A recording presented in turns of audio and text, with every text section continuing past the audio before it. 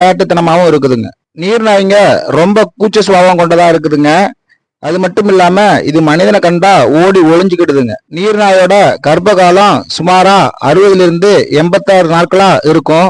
புதுசா பிறந்திருக்கிற நீர்நாய் குட்டிய அதோட அம்மாவும் அப்பாவும் அண்ணனும் அக்காவும் கவனிச்சுக்கிறாங்க. பெண் நீர்நாய்ங்க சுமார் 2 வருஷத்துல இனப்பெருக்கத்துக்கு ரெடி ஆகுதுங்க. ஆனா ஆண் நீர்நாய்ங்க 3 வருஷம் கழிச்சுதான் இனப்பெருக்கத்துக்கு ரெடி ஆகுதுங்க.